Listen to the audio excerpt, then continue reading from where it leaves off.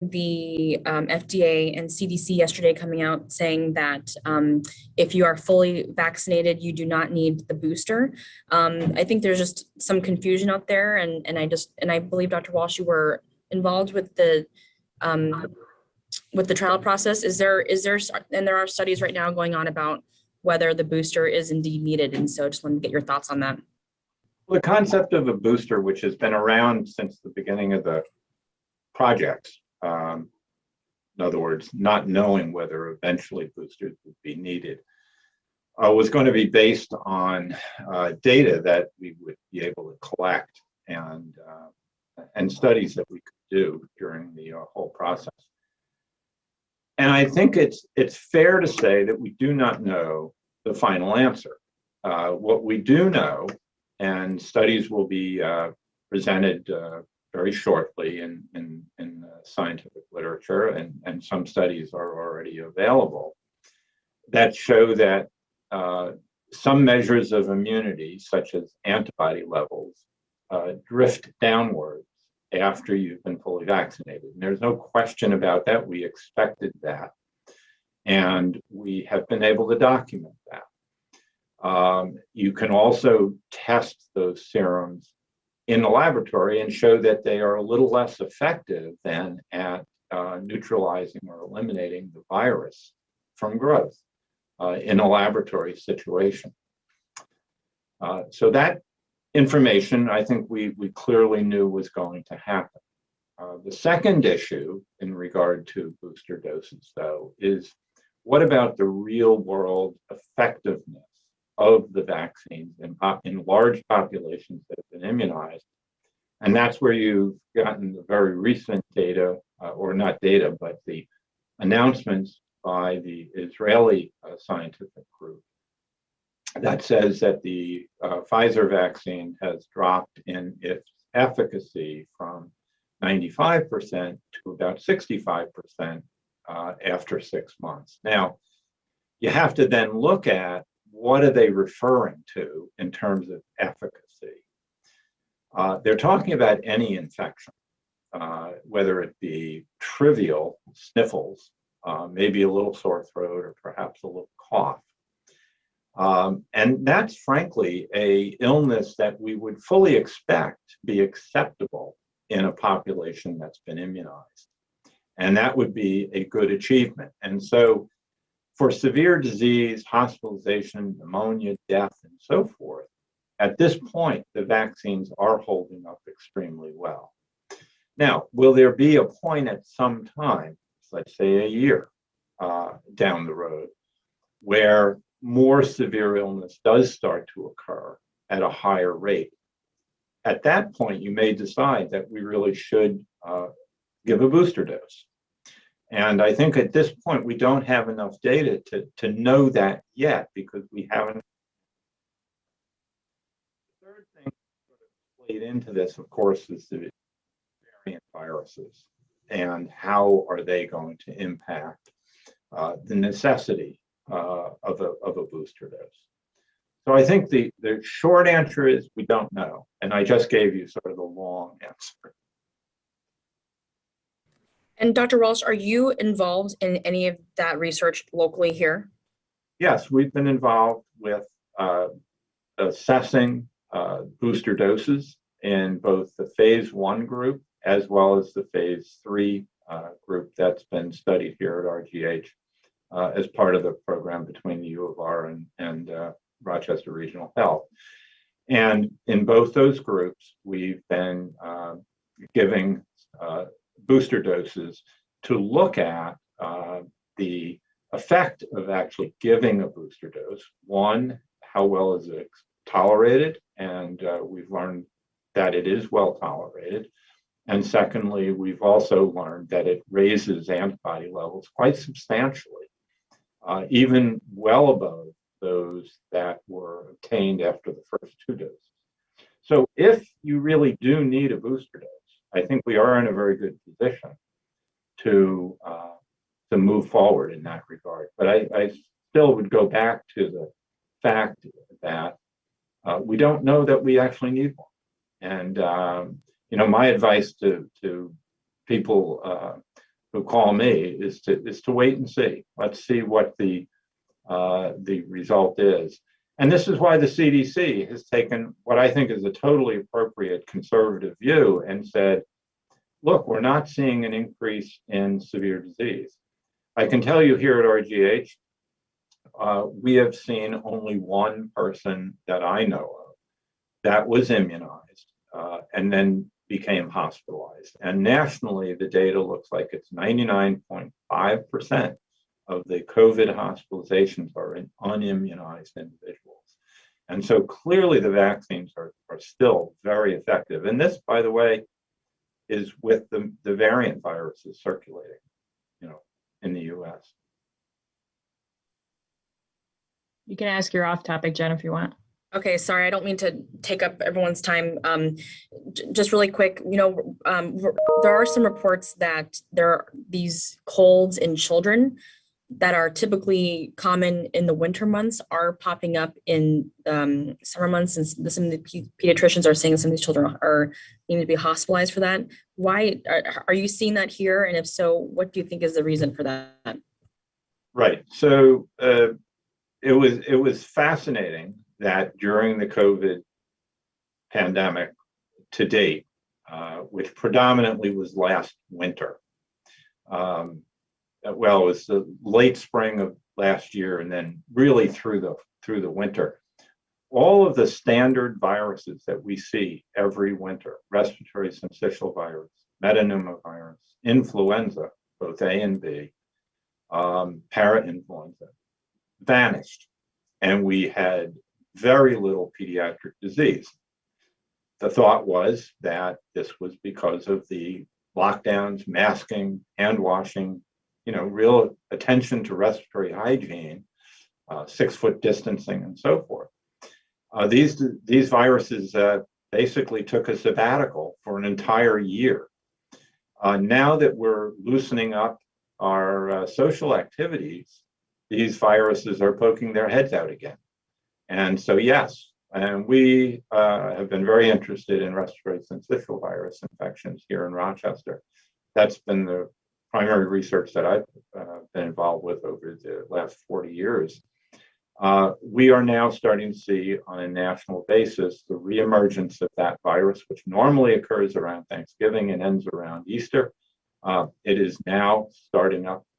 It's fairly heavily activity right now in Tennessee. It's starting up in Baltimore, and we're starting to see it here in Rochester. And it typically will move from south to north, and it seems to be doing that same pattern right now. So we may see a very interesting summer where we see our wintertime viruses return. And it creates a real dilemma. The dilemma is, how do you know these kids aren't getting COVID? And so the level of anxiety that it may induce is more than a typical cold, just because of that. Okay, Noelle? Hiya. So just to get a better understanding, I understand that there are certain zip codes in Rochester and the surrounding area with lower vaccination rates. With the Delta variant and other variants, is there any effort or outreach from Rochester Regional Hospital or Health to get to those areas? Right. I can't specifically answer that question because I haven't spoken to them to find out. So I don't. Perhaps Veronica knows. I can't speak to it though. I can speak to the fact that the University of Rochester, along with some of the staff here and myself, are in fact helping out with some of those zip codes over the next several months, or I should say 2 months, to bring vaccines to the zip codes that are not highly vaccinated.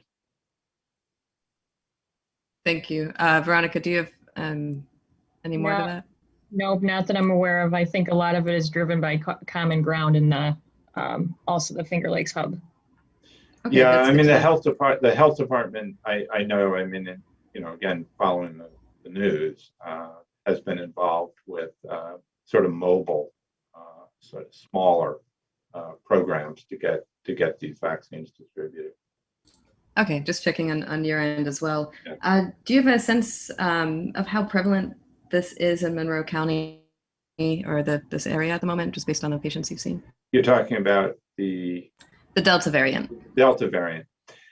I have not seen the data personally, but I have been told that based on data that's come out of Wadsworth Laboratory, that Delta virus is in Rochester, that it represents a small but appreciable percentage of cases that are occurring locally. Fortunately, we're not seeing too much coming into the hospitals right now. And I think in large part, that's because we've done pretty well vaccinating our most highly vulnerable, elderly and high-risk individuals. However, it shouldn't give us too much comfort because clearly the virus is here. There's no reason it won't do what it's doing elsewhere, and that is it's more transmissible, so therefore it will spread. It will tend to dominate the previous virus that had come out of the UK that dominated Rochester over the last several months. And it may well become the Delta may become the most dominant one here. So, and it is much more transmissible, considerably so. So it's again, a real reason to push vaccination. Thank you. Rebecca? Hi there. In terms of the Delta variant and any other variants that do come out within the next coming months, what does that mean in terms of, will that prolong the current pandemic and sort of the state that we're in right now? What does it have any effect in terms of the longevity of COVID? It may or may not. The number of strains that have emerged since the pandemic began, numbers close to 200. And these 200 compete with each other for dominance in the human population. Essentially, they're adapting to humans to become most efficient at spreading from person to person. And so as these viruses adapt, these 200 strains, the vast majority fall away because others outcompete them. The others transmit easier, and therefore they become dominant. And we'll probably continue to see that. I'm sure, I think we've heard about Delta 2. They've got a second sort of strain coming out of the Delta strain. And we'll continue to see that. This virus will continue to evolve. It will evolve slower, probably, as more and more people become immune, because there will be less opportunity for it to grow and spread. And so therefore, the number of variants may well diminish over time. But in that first year, we've seen close to 200 different strains emerge. And Delta is just the latest. And I don't know what the next one's going to be. Rebecca, you have a follow-up question? You kind of touched upon this earlier, but right now, who is most at risk for the Delta strain specifically? Non-vaccinated individuals. And so though they are easy to identify, certainly it's all people under age 12 who have not had the opportunity to get vaccinated. So they are certainly most vulnerable to being infected. Now, the good news is that this coronavirus tends to be relatively mild in the younger age groups. I'm not saying it's innocuous, and I'm not saying it's something you should just brush off, but at least they are at lower risk.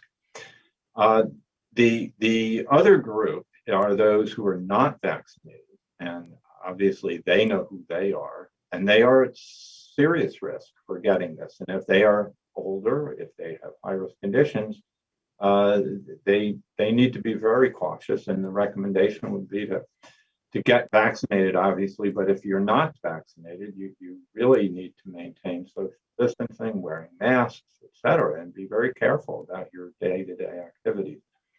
And then the third group that's most vulnerable are individuals through, no fault of their own, really, don't respond to vaccines. And these are people who have underlying medical conditions that require immunosuppressive treatment. So people with rheumatoid arthritis, Crohn's disease, ulcerative colitis, cancers, and lymphomas who are on immunosuppressive drugs, they don't respond very well to the vaccines.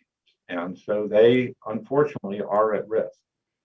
Even though they go get vaccinated, they just don't respond well. And so I think as a society, we owe it to them to try to protect them. And the best way to do that is for everyone else to be vaccinated. But individuals, for instance, say, I'll give you an example of say a 70-year-old person who might have a chronic lymphoma or something like that. They need to be very cautious when they're around younger children. Because again, the younger children we know haven't been vaccinated and could become infected and then transmit it to somebody who's at high risk. So these things still need to be kept in mind when people think about what is my individual risk and what can I do to minimize it until this pandemic really subsides. Thank you.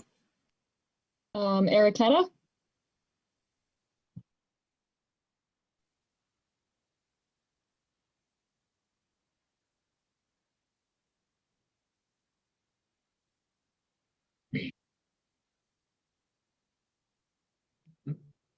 Well, I think if a vaccinated person comes into contact with the Delta virus, they probably will not get infected at all. I think that we could probably argue that they probably have about a 70% chance where they won't get infected at all, and they might have a 30% chance where they would. Of that 30%, I would estimate that probably half of them would actually have no symptoms whatsoever and would simply be what we call asymptomatic shedder of the virus. You're infected, but you have no symptoms. And then the other 15% might have very minor respiratory illness, a little bit of a cough, stuffy nose, maybe even a low temperature that might last anywhere from 2, 3, 4 days, like a typical cold would. And I think that's the most likely outcomes from the vaccinated person. The same person, though, not vaccinated, would have a much different illness. It would be more typically a high fever, probably a much more significant cough, muscle aches, and in a certain percentage, a significant risk for hospitalization with the development of pneumonia. And in some instances, some of these people would die. There is still some controversy, I guess you could say, about whether the Delta virus is more severe. That is, that once infected, that it's more severe than the original strains. But it may be, and there's data that suggests that maybe it is. Those studies are very hard to conclusively prove, though. And so at this point, what we can say is it certainly would be as bad as the original strains and possibly worse.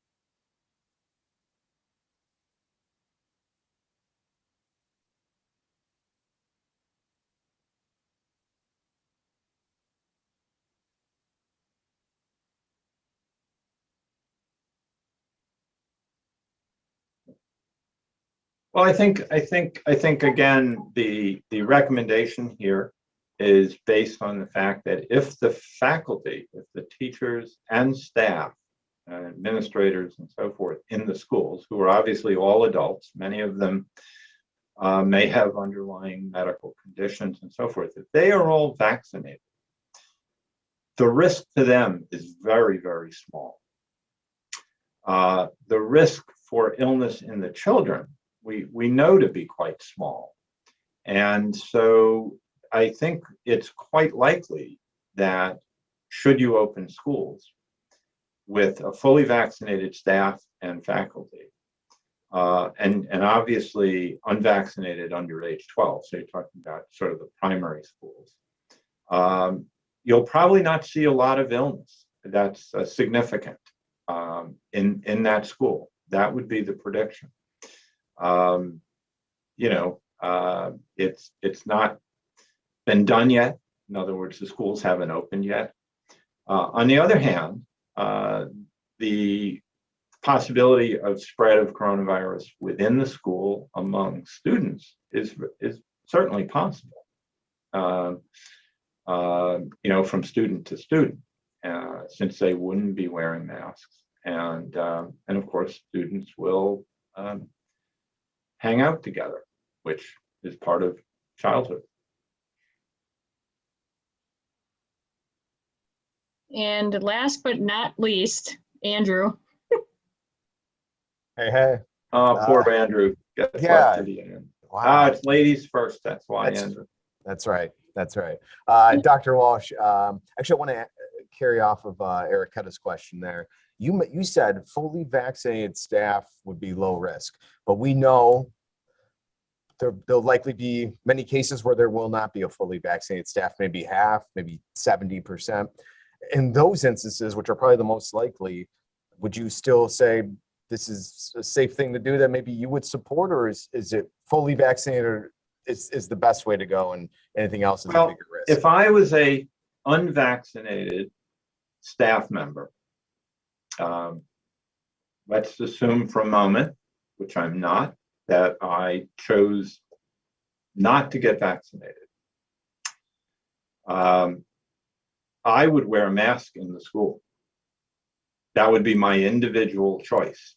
And I would do that to protect myself. And I think that's the appropriate decision by a staff member or, say, a faculty member. The better option clearly is to get vaccinated. And so I think that would be my response to that. Is if, so it's the choice of the employee to decide how they want to protect themselves from a school that is now open. And, I think this is what we should all be doing, whether we go to school or we go to Wegmans or we go to a Red Wings game. It's the same thing. If you're sitting in an area where there's a lot of kids who are, can't be vaccinated, if you've not been vaccinated, you need to be careful. So that would be how I'd answer that. Follow-up? Yeah, Dr. Walsh, people, and myself included, probably don't want to even consider this as a possibility, but I've seen articles nationally that says there is the possibility that as we get into fall again and we're going back indoors again, we might mask mandates, depending on what these viruses do or the strains do. Mandates like that might come back into play again, where it's not optional. You might need to start wearing your mask in certain places and kind of go almost back to a place where we're hoping we don't have to. Is that something you think is in the realm of possibility? It is possible. And, I think it's always that's a cop-out answer, because we can always say anything's possible.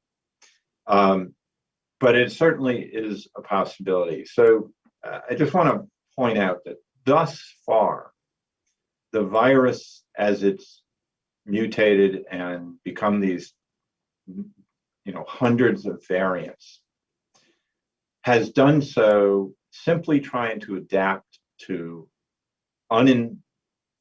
previously uninfected and previously unimmunized. In other words, non-immune population. So they've essentially had free rein to infect all of us. And so they have evolved with a strategy, essentially, to be most efficient in doing that. Now that the virus has to face an immune population, the strategy of that virus now becomes, how do we avoid the immune response? In other words, this is a challenge and a hurdle for virus evolution.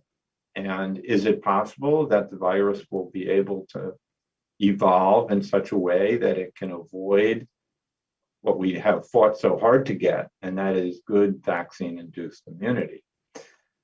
Is it likely to be a devastating mutation that, puts us back, to square one? I think not likely.